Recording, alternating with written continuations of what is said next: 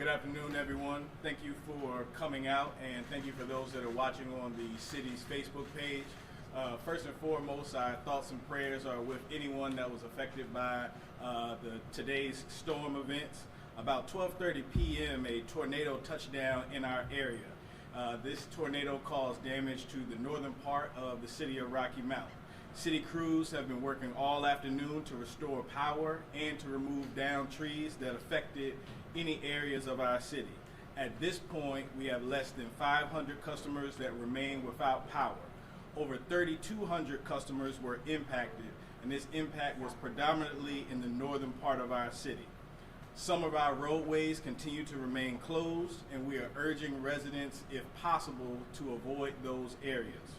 We understand that residents that live in certain areas of the city need to get into their homes, but the areas near Thomas A. Betts Parkway and in the vicinity of our Brattleboro neighborhoods, if you can avoid those areas while our crews are working, that would be much appreciated. Residents are also advised that at several intersections we have inoperable traffic lights. Please treat these intersections as four-way stops. None of our city buildings or facilities sustained any structural damage. However, water and sewer services to all city customers was also not impacted. At this time, I would like to introduce our new fire chief, Chief Darvin Moore, who will share more details about the city's response this afternoon. Chief.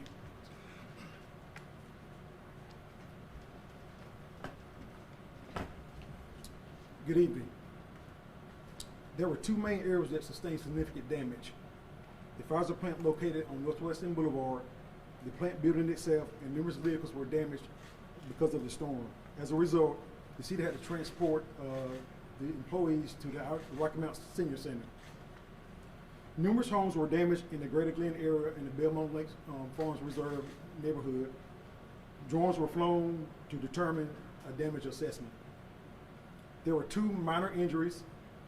In addition to utilizing all of our apparatus on scene, there were 3,200 residents that were notified via code red alerting system.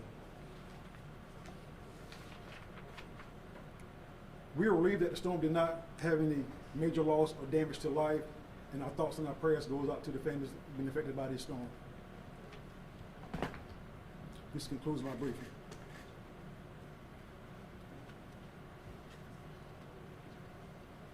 Thank you, Chief. To all our media partners, we will be sending an incident report out this evening with more specific information. If there are any questions, the Chief and I are prepared to answer a few at this time. It looks like the relief shelter is not opening because power is out. Is there a plan B, another designated area for a shelter? The city has extended the hours of our emergency operation call center as well as our regular call center. And so if residents have any questions or concerns about what to do, they can call those numbers. Our regular customer care line, the hours have been extended from 5 p.m. to 11 p.m. this evening. You'll have more information or further information about the extent of the damage to the Pfizer plant. Have you gotten any word that the plant is shut down and for how long, and how long are they going to be out of operation? So we have direct communication with our staff at the Pfizer plant. Some information related to the damage will be in the report that we send out this evening. What about the streets? What streets are closed, or what streets do you want motorists not to drive on right now that might have tree or limb damage or have debris in the roads? So the primary damage was in the northern part of our city, so that entire area may have damage and impacts. So that's the area that was most significantly impacted. Again, in the report that we put out this evening, it will have more specific numbers about the number of intersections that remain without power. But our main message to residents is that if you encounter an inoperable traffic light, to treat it like a four-way stop. We also have crews dispatched to these areas to make sure that traffic can flow properly, particularly as we get into the evening hours. And where were the injuries? I didn't quite understand. Where were the injuries? You mentioned injuries. Where did they occur, or where were they found injured? There were two minor injuries in the Belmont community area. Is there an estimate of when those traffic lights might be up and running, and kind of how long the rest of the cleanup will take? So we have no estimate at this time regarding the power outages, but again, we went from 3,200 impacted customers, we're down to 500. We are using every available resource we have right now to reduce that to 0. So we will be working through the night and to get the power restored. This community is your home, I'm assuming the both of you. How devastating is it for you both to watch a major storm system move through this area and cause so much damage?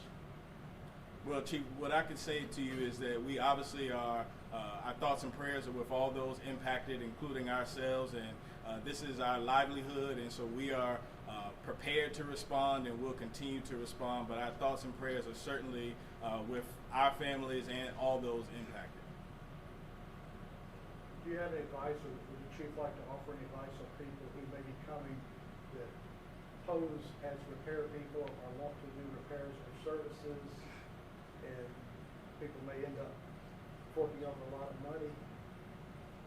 Yes, I would offer doing a extensive background on that company over into the years to make sure they're actually validated and make wise choices and seek out, I guess, other research, use other parties to help you out with who you're going to help doing your repair to any of the damage that you have. I guess also say no thank you, I can wait too. Would you like to call the insurance? Thank you.